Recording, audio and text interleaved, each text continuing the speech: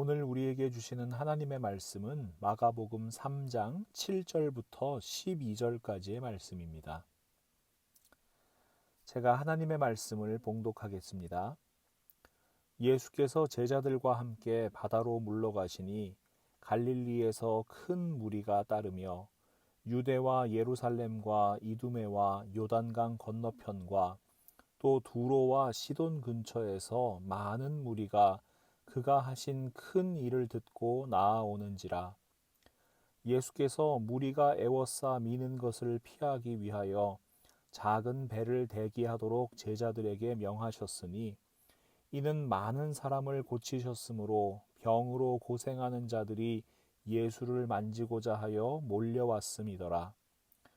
더러운 귀신들도 어느 때든지 예수를 보면 그 앞에 엎드려 부르짖어 이르되 당신은 하나님의 아들이니이다 하니 예수께서 자기를 나타내지 말라고 많이 경고하시니라.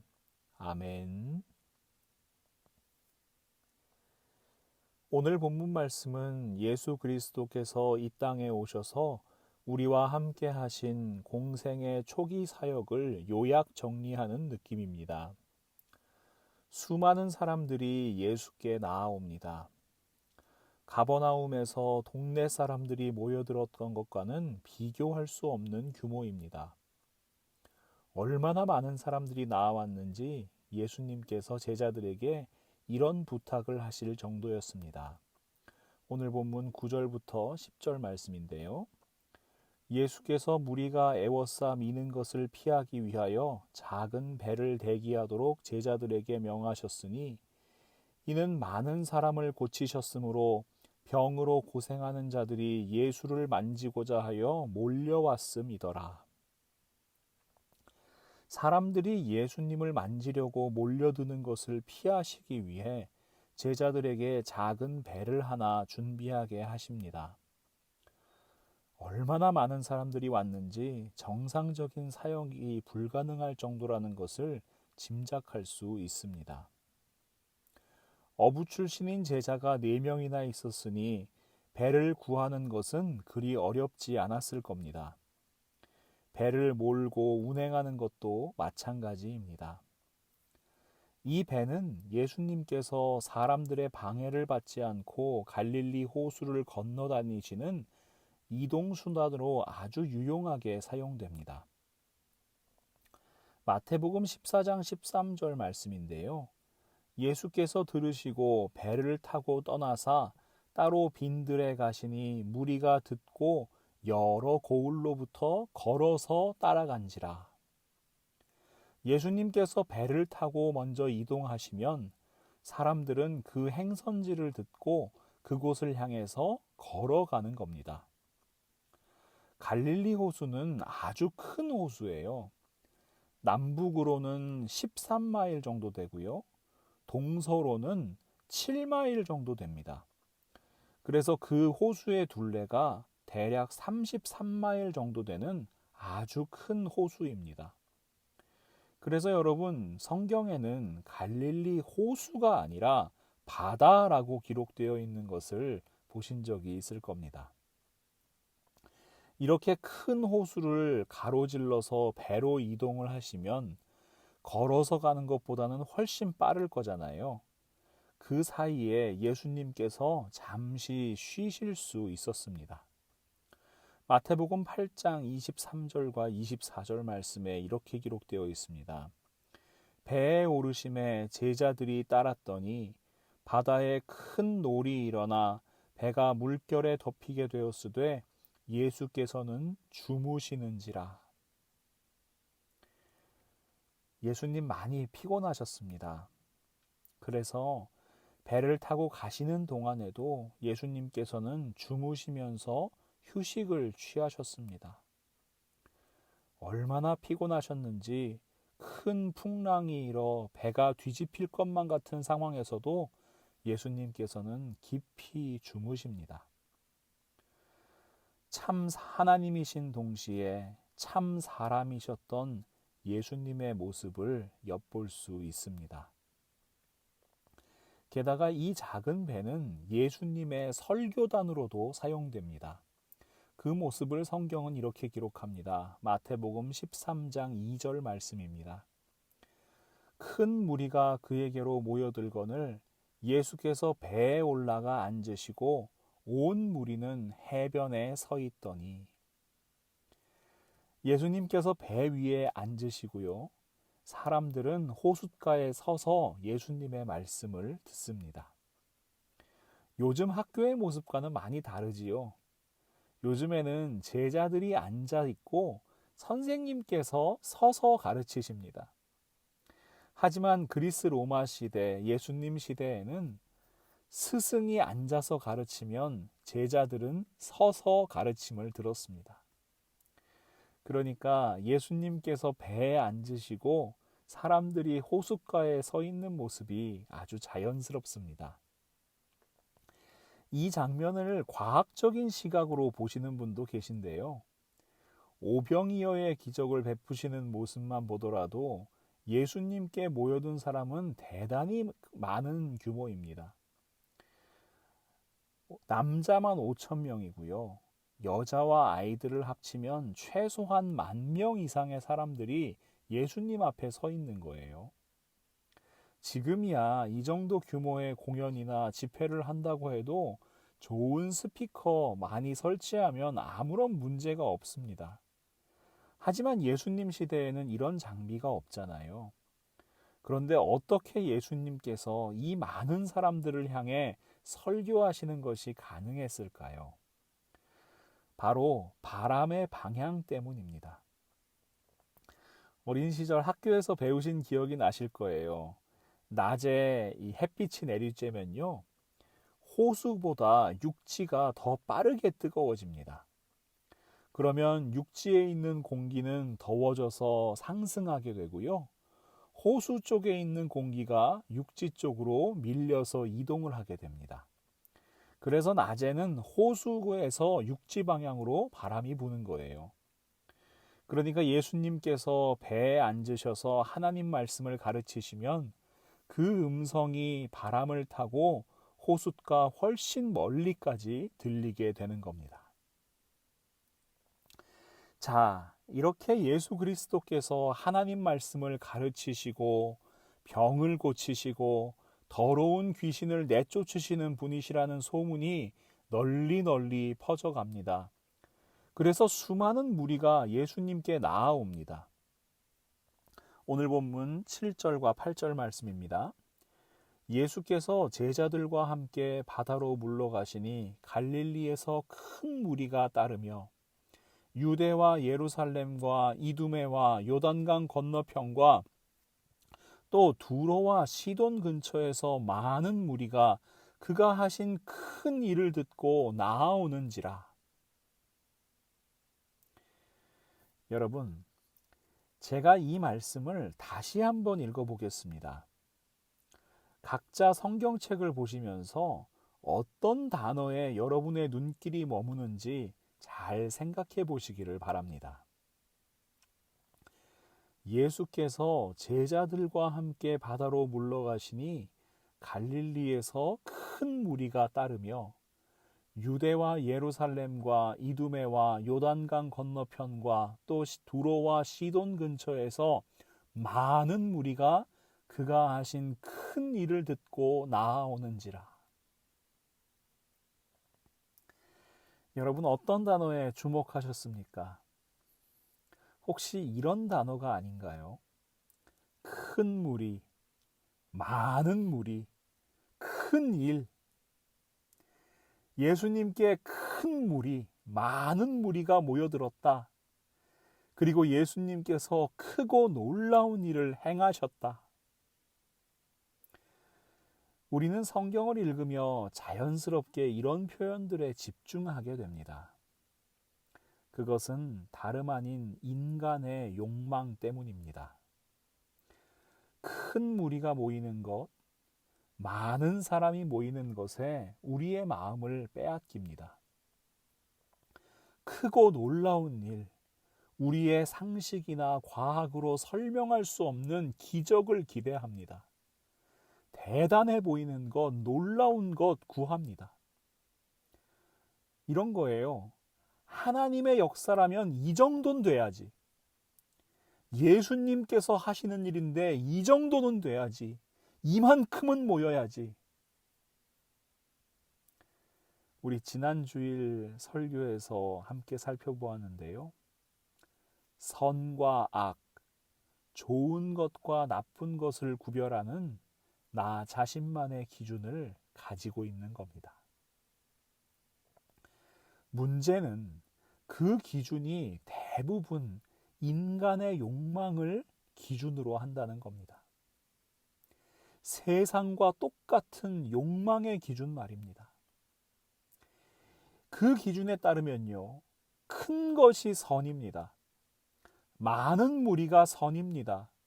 크고 놀라운 일이 선입니다. 그래서 성경에서도 우리 눈에 선한 것들을 찾기 위해 애씁니다. 아니요, 굳이 애쓰지 않아도 그런 말씀들은 우리 눈에 쏙쏙 들어와요. 그런 마음으로 성경을 바라보니까 교회를 바라보는 우리의 기준도 크게 다르지 않습니다. 큰 건물, 많은 사람, 넉넉한 예산, 이런 것들이 선하고 좋은 것이라는 마음이 우리에게 있어요. 하지만 곰곰이 생각해 보면요, 예수 그리스도의 몸된 교회를 바라보는 기준과 세상의 비즈니스를 바라보는 기준이 똑같은 겁니다. 2014년에 한국교회 현실을 비판하며 제작된 다큐멘터리 영화 쿼바디스에는 이런 말이 나와요. 교회는 로마에서 제도가 되었고, 유럽으로 건너가 문화가 되었고, 미국으로 건너가 기업이 되었다. 그리고 교회는 한국에 와서 대기업이 되었다. 여러분, 한국의 대기업 보통 재벌이라고 부르는데요. 이 재벌이라는 단어를 마땅히 번역할 수 있는 영어 단어가 없어서 그냥 재벌이라고 영어 사전에 기록된 것 아실 겁니다. 그러니 여러분, 대형 교회와 대기업 너무나 유사하지요. 대기업은 좋은 기업, 그러니까 대형 교회는 좋은 교회. 며칠 전에 제가 일을 하다가 우연히 어느 교회 권사님으로 추정되는 세 분이 커피를 드시면서 이야기하시는 내용을 듣게 되었습니다. 그 중에 한 분이 다른 분들에게 이런 얘기를 하시더라고요. 네가 다니는 교회가 구멍가게처럼 너무 작아서 그래. 내가 다니는 땡땡 교회는 큰 교회라서 얼마나 좋은지 몰라. 너희들도 얼른 옮겨. 이러한 생각이 은연중에 참 많이 퍼져 있는 것, 참으로 슬픈 현실입니다. 그런데 말입니다. 하나님도 우리와 같은 마음이실까요? 예수님도 우리와 같은 기준으로 바라보실까요?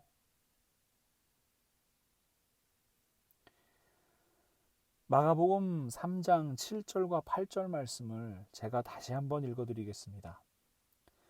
예수께서 제자들과 함께 바다로 물러가시니 갈릴리에서 큰 무리가 따르며 유대와 예루살렘과 이두메와 요단강 건너편과 또 두로와 시돈 근처에서 많은 무리가 그가 하신 큰 일을 듣고 나아오는지라.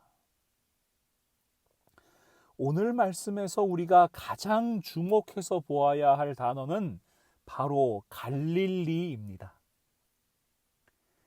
예수 그리스도의 초기 사역을 요약 정리하면서 마가는 예수님께 나아온 사람들을 크게 둘로 나누고 있습니다. 갈릴리 출신의 사람들, 그리고 갈릴리가 아닌 지역의 사람들. 마가는요, 예수님께서 첫 말씀을 선포하시고 첫 제자들을 부르시고 첫 이적을 행하신 갈릴리 지역으로부터 예수 그리스도의 복음과 사역이 다른 지역으로 흘러가게 된 과정에 대해서 기록하였습니다. 그렇다면 마가는 왜 이런 과정에 주목했던 것일까요? 그리고 우리는 갈릴리로부터 흘러나오는 이 복음을 통해 하나님의 어떤 마음을 바라보아야 하는 것일까요? 우선 갈릴리가 어떤 지역인지 한번 살펴보도록 하겠습니다. 지도를 보시면요. 갈릴리는 오늘날 팔레스타인 북부 갈릴리 호수를 끼고 있는 산지를 가리킵니다. 갈릴리에는 우리에게 익숙한 지명들이 많아요. 예수님께서 성장하신 나사렛, 초기 사역의 중심인 가버나움, 오병이어의 기적을 베푸신 벳세다, 7 귀신 들린 마리아를 고쳐주신 막달라, 말씀으로 풍랑을 잔잔케 하시고 무리를 걷는 기적을 보여주신 갈릴리 호수. 갈릴리는요, 예수 그리스도의 초기 사역에 있어 가장 중요한 지역이었습니다. 그러니 성경을 읽으면서 갈릴리 지역에 대해서 알게 된 우리는 어떻게 생각하냐면요. 갈릴리는 대단히 의미 있고 거룩하고 은혜가 가득한 땅, 이런 이미지를 갖게 되는 거예요. 저는 아직 성지순례를 가보지 못했는데요. 저도 만약에 팔레스타인 지역으로 성지순례를 간다면 가장 먼저 가보고 싶은 곳이 바로 갈릴리입니다. 그러나 예수 그리스도께서 공생의 사역을 하시던 시절에 갈릴리는 우리의 생각과는 완전히 다른 땅이었습니다. 갈릴리는 변방 중에 변방이었습니다. 유대인들에게 소외당하고 멸시받는 지역이었습니다. 자, 지도에서 보신 것처럼 갈릴리 어디에 있어요? 이스라엘의 가장 북쪽에 있습니다. 수도인 예루살렘에서 가장 먼 곳에 떨어져 있어요.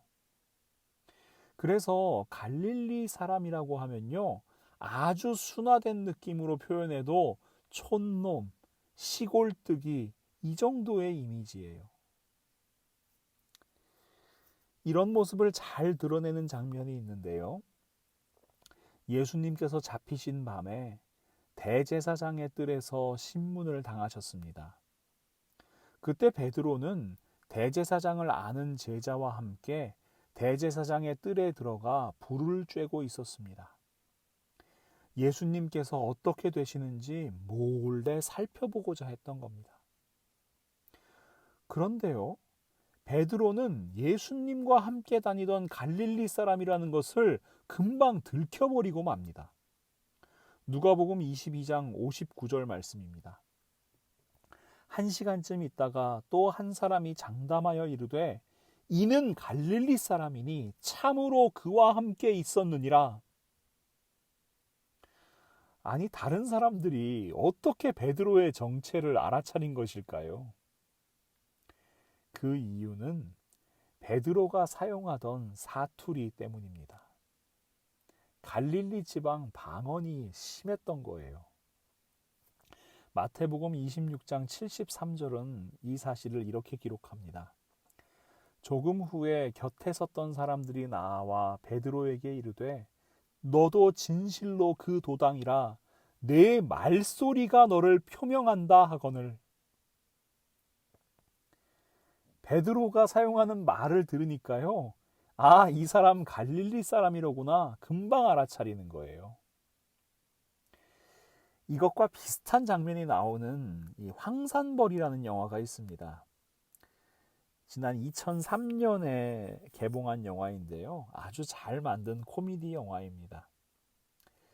자, 이 영화에서 신라가 당나라와 함께 백제를 침공하려 한다는 소식이 들려옵니다. 그러자 백제에서는 신라로 정탐꾼을 보내서 신라군이 어느 방향으로 진군할지 알아보고자 합니다. 이 신라 진영에 잠입한 백제의 정탐꾼들은요, 신라 병사들과 함께 불을 쬐면서 이 정보를 알아내려고 해요. 조심스럽게 이 연습해간 경상도 사투리를 사용하면서 이야기를 나눕니다. 그런데 이 백제 정탐꾼들이 좀 방심을 해요. 그래서 그만 전라도 사투리를 사용하고 맙니다. 이런 거예요. 아이, 그렇게 말하니까 쪼까 거시기 하단께? 여러분, 어떻게 됐을까요? 정탐꾼들의 정체가 바로 드러나 버립니다. 아이, 경상도 사투리로 이야기를 해야 되는데 전라도 사투리를 썼잖아요.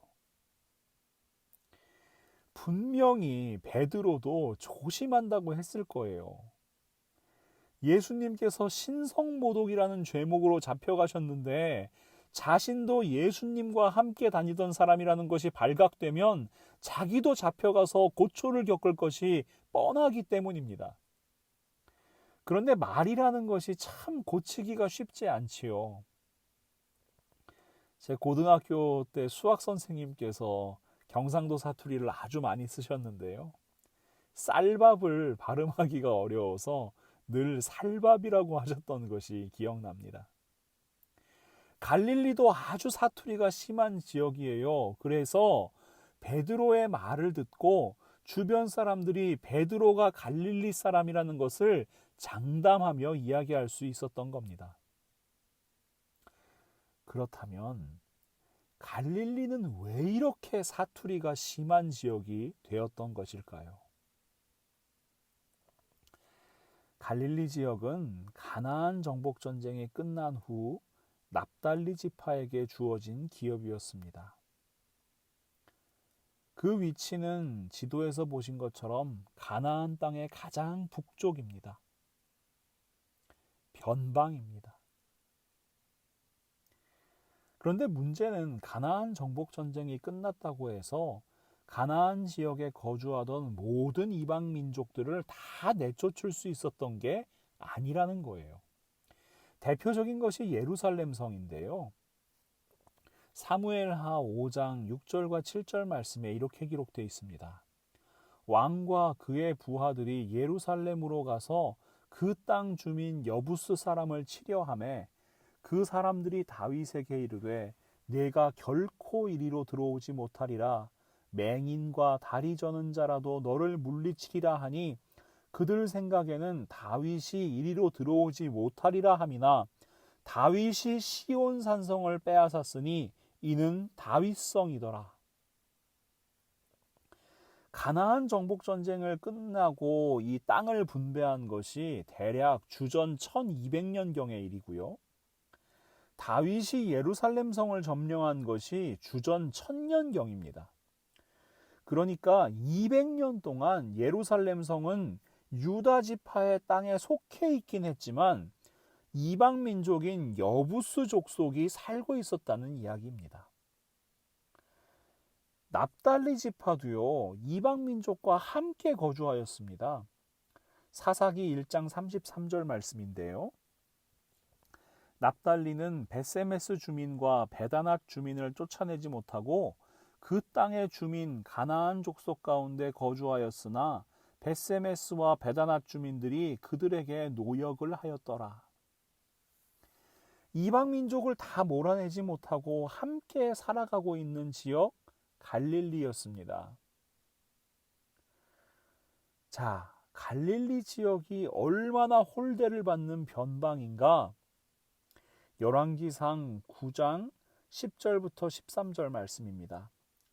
솔로몬이 두 집 곧 여호와의 성전과 왕궁을 20년 만에 건축하기를 마치고 갈릴리 땅의 성읍 20곳을 히람에게 주었으니 이는 두로왕 히람이 솔로몬에게 그 온갖 소원대로 백향목과 잣나무와 금을 제공하였습니다. 히람이 두로에서 와서 솔로몬이 자기에게 준 성읍들을 보고 눈에 들지 아니하여 이르기를 내 형제여 내게 준 성읍들이 이러한가 하고 이름하여 가불 땅이라 하였더니 그 이름이 오늘까지 있느니라. 솔로몬 왕은 여호와의 성전과 왕궁을 짓는데 두로 왕, 이 트로이입니다. 트로이 왕 히람의 도움을 많이 받았습니다. 그래서 솔로몬은 두로 왕 히람에게 갈릴리 땅의 성읍 20곳을 선물합니다. 왕이 자신의 영토를 떼어준다는 거 좀 상식적이지가 않습니다. 심지어 가나안 땅이 어떤 땅입니까? 어느 곳이든지 하나님께서 이스라엘 민족에게 약속으로 주신 기업입니다. 그러니 이것을 이방 민족에게 나누어 줄 수는 없는 일입니다. 그래서 역사학자들은요, 솔로몬 왕이 목재와 금을 받은 대금을 이 지불할 돈이 없는 거예요. 그래서 이 두로 왕 히람에게 땅으로 대신 갚았다, 이렇게 보기도 합니다. 자, 더 황당한 것은요, 갈릴리 스무 성읍을 받은 두로 왕 히람의 반응입니다. 히람은 이렇게 얘기합니다. 겨우 이렇게 보잘것없고 하찮고 쓸모없는 땅을 내게 주는 것이냐? 이렇게 불만을 나타내는 거예요. 갈릴리 입장에서는 어때요?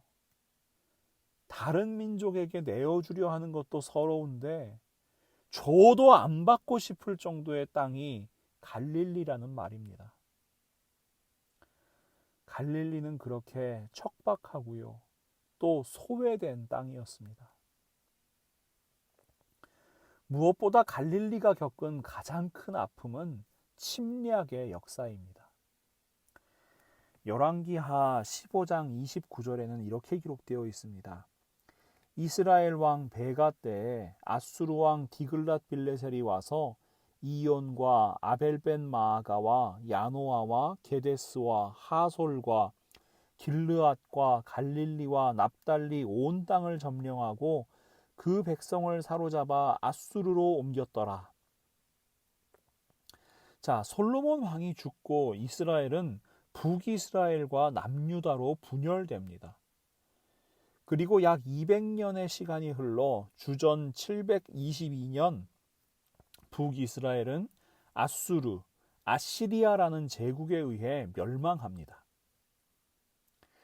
자, 이때 갈릴리는 가장 북쪽에 위치한 변방이니 이 북쪽으로 쳐들어오는 아수르의 침략을 가장 먼저 경험할 수밖에 없었습니다. 그 지역에 살고 있던 납달리 지파 대부분은 아수르로 강제 이주를 당합니다. 자, 아수르라는 제국은요, 아주 독특한 통치 전략을 가지고 있어요. 바로 혼합 통치라는 겁니다. 여러분, 이 점령한 지역이 단일 민족을 유지하고 있으면 어떻게 되겠어요? 똘똘 뭉쳐서 이 점령한 아수르에 대항할 가능성이 높잖아요. 반란을 일으킬 가능성이 높잖아요. 그래서 아수르는 점령한 지역의 민족성을 말살하고자 했습니다. 다른 지역의 민족들과 섞어 놓은 거예요. 자연스럽게 혼합 민족을 만드는 겁니다. 자, 열왕기하 17장 5절과 6절 말씀인데요. 아수르 왕이 올라와 그 온 땅에 두루 다니고 사마리아로 올라와 그곳을 3년간 에워쌌더라. 호세아 제9년에 아수르 왕이 사마리아를 점령하고 이스라엘 사람을 사로잡아 아수르로 끌어다가 고산 강가에 있는 할라와 하볼과 메대 사람의 여러 고을에 두었더라. 자, 갈릴리 지역에 살던 납달리 지파를 잡아간 것처럼 이 북이스라엘의 수도인 사마리아를 점령한 아수르 왕은 이 이스라엘 민족들을 사로잡아서 아수르에 있는 고을로 데려갑니다. 또 17장 24절 말씀을 보시면요. 아수르 왕이 바벨론과 구다와 아와와 하맛과 스발와임에서 사람을 옮겨다가 이스라엘 자손을 대신하여 사마리아 여러 성읍에 두매 그들이 사마리아를 차지하고 그 여러 성읍에 거주하니라. 아수르 사람들도 이 사마리아로 와서 그곳에 살게 되면서 자연스럽게 민족이 섞이게 되는 겁니다. 이것은 단지 섞여 사는 것을 의미하는 것이 아니라 혼혈이 되는 거예요. 단일 민족이었던 이 이스라엘이 이제 혼혈 민족이 되는 겁니다. 다문화가 되는 거지요. 그래서 문화적으로나 종교적으로나 그 순수성을 상실하는 일이었습니다. 이 열왕기하 17장 33절과 41절에는 이렇게 기록하고 있습니다. 이와 같이 그들이 여호와도 경외하고 또한 어디서부터 옮겨왔든지 그 민족의 풍속대로 자기의 신들도 섬겼더라. 이 여러 민족이 여호와를 경외하고 또 그 아로새긴 우상을 섬기니 그들의 자자손손이 그들의 조상들이 행하던 대로 그들도 오늘까지 행하니라. 예수님 시대에 가장 천대받던 사람들이 사마리아 사람이 된 이유가 바로 여기 있습니다.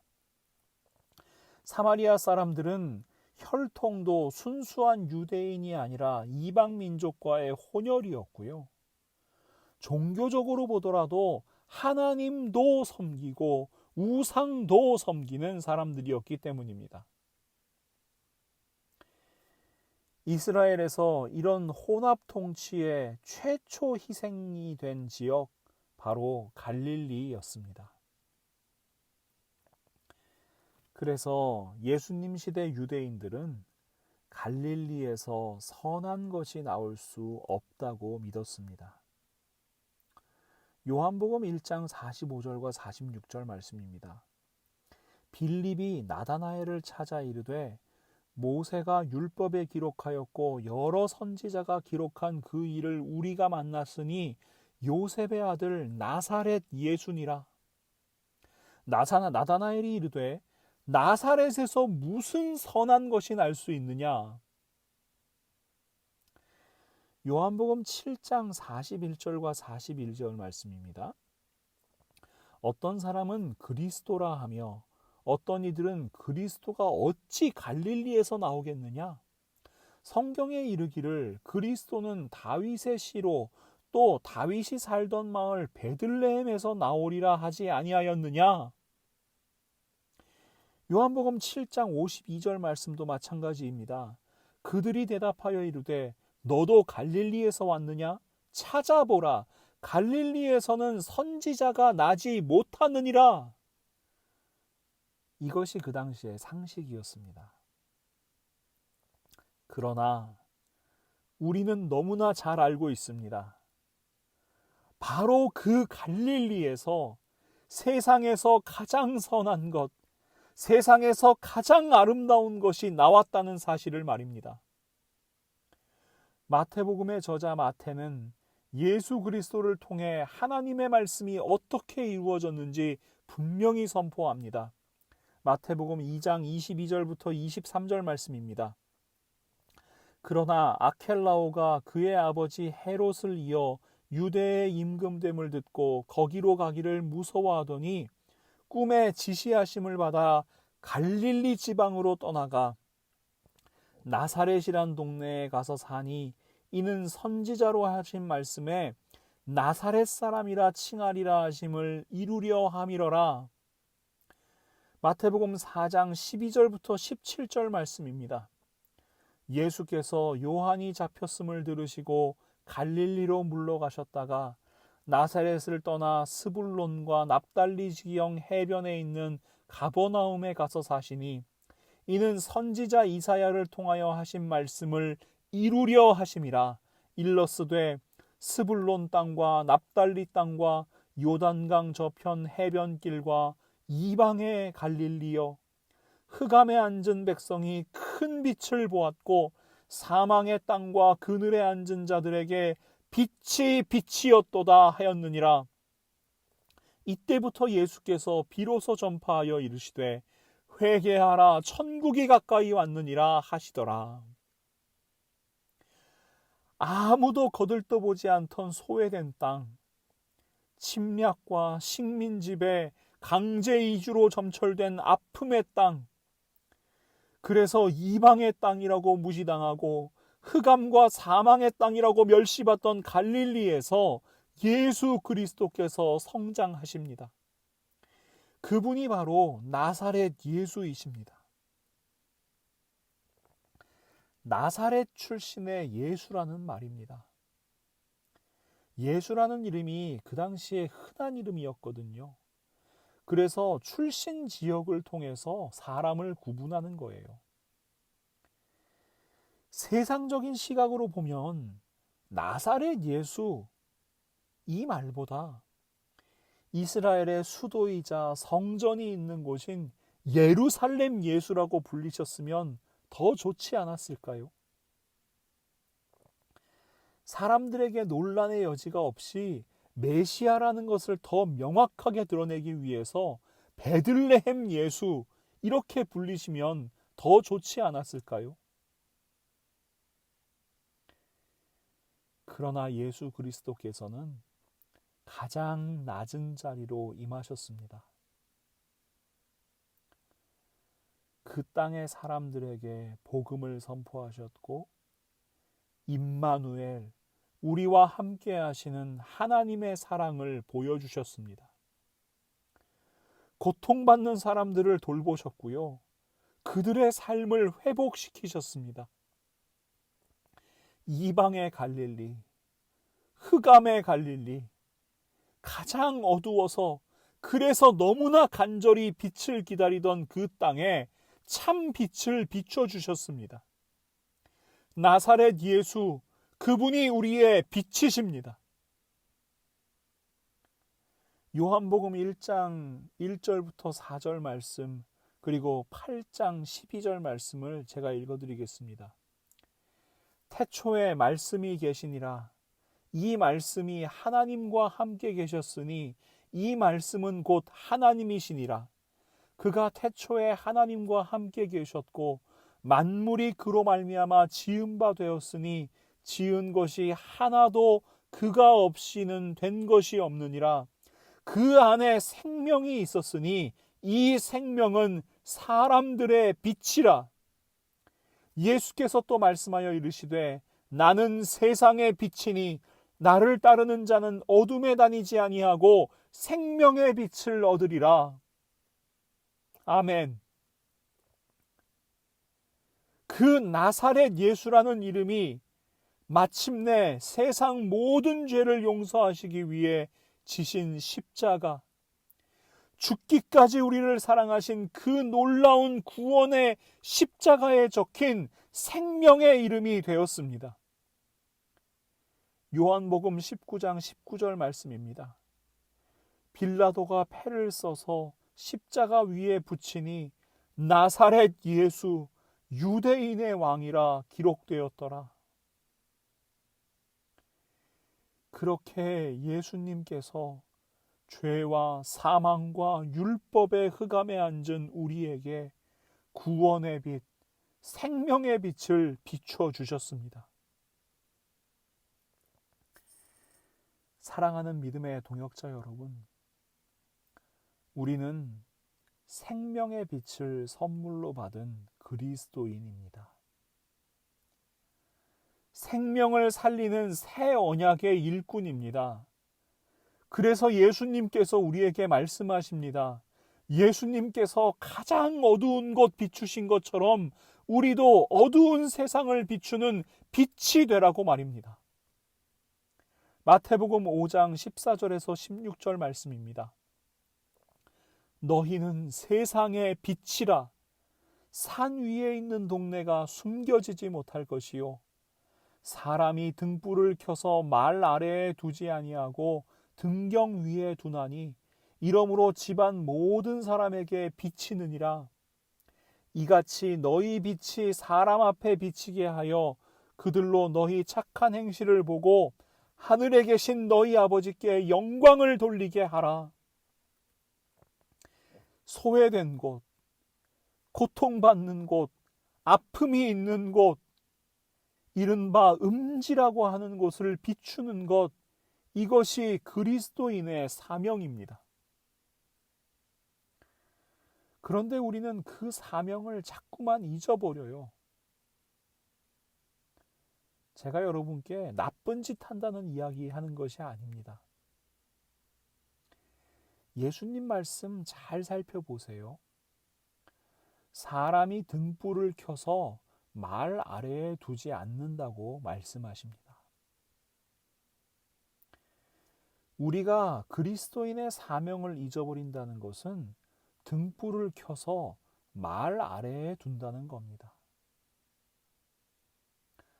저는 이 말이라는 것이 교회라고 생각합니다. 생명의 빛을 가진 그리스도인이 없어서 문제가 되는 것이 아니에요. 생명의 빛을 가지고 있어요. 그리스도인들이 많아요. 그런데 그 빛을 교회라는 말 아래에만 두는 겁니다. 교회 안에서만 그리스도인인 겁니다. 교회 안은 화려한 빛으로 가득할 수 있습니다. 교회 안은 환하게 비칠 수 있습니다. 교회 안은 거룩해 보일 수 있습니다. 그런데 교회 바깥은요? 우리가 살아가고 있는 삶의 터전은요? 나의 가정과 나의 일터, 나의 이웃은요? 우리가 살아가고 있는 세상이 자꾸만 어두워진다고 이야기합니다. 그래서 우리는 예수님께서 향하신 곳이 어디인지 깊이 고민해야 합니다. 예수님의 관심이 어느 곳에 있는지 깊이 고민해야 합니다. 예수님께서는 이방의 갈릴리로 향하셨습니다. 어두운 땅으로 향하셨습니다. 아픔이 있고 상처가 있는 땅으로 향하셨습니다. 그리고 그곳을 회복시키셨습니다. 이것이 복음의 능력입니다. 기억하십시오.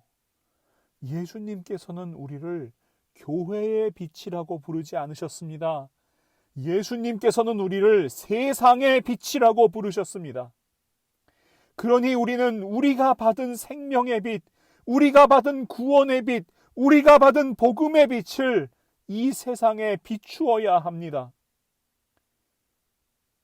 우리의 착한 행실, 우리의 바른 행실, 우리의 그리스도인다운 행실을 보고 모든 사람들이 하나님께 영광을 돌리게 하는 것, 이것이 바로 그리스도인의 사명입니다. 사도 바울은 선포합니다. 에베소서 5장 8절과 9절 말씀입니다. 너희가 전에는 어둠이더니 이제는 주 안에서 빛이라. 빛의 자녀들처럼 행하라. 빛의 열매는 모든 착함과 의로움과 진실함에 있느니라. 아멘. 사랑하는 믿음의 동역자 여러분, 우리 모두가 우리에게 주신 생명의 빛을 이 세상에 비추기를 원합니다. 우리에게 주신 가정에 비추십시오. 우리가 일하는 일터에 비추십시오. 우리의 이웃들에게 비추십시오. 여러분, 우리의 착함과 의로움과 진실함, 그것으로 말미암아 만나는 모든 사람들이 우리 하나님께 영광을 돌리게 하십시오.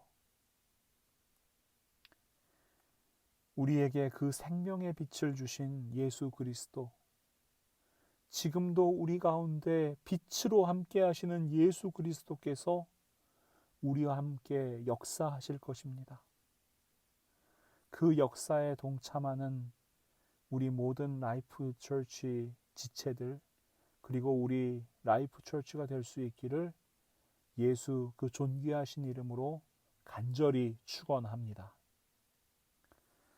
사랑과 은혜가 충만하신 우리 하나님 참 감사합니다. 오늘도 하나님 아버지의 말씀으로 말씀하여 주심에 진심으로 감사합니다.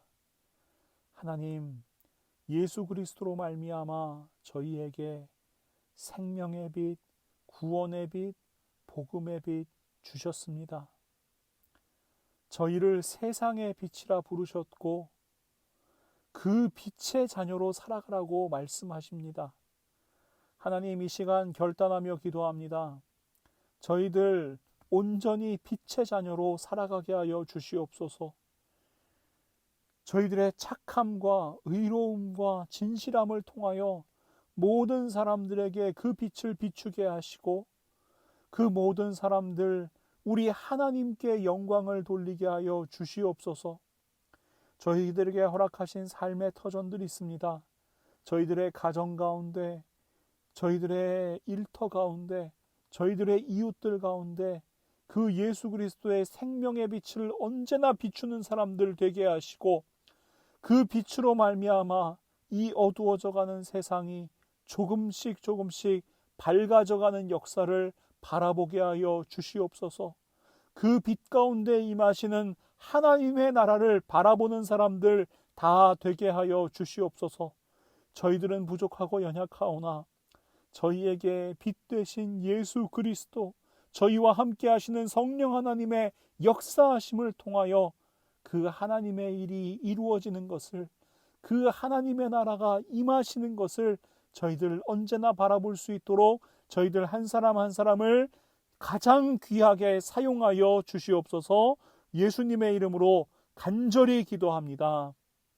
아멘.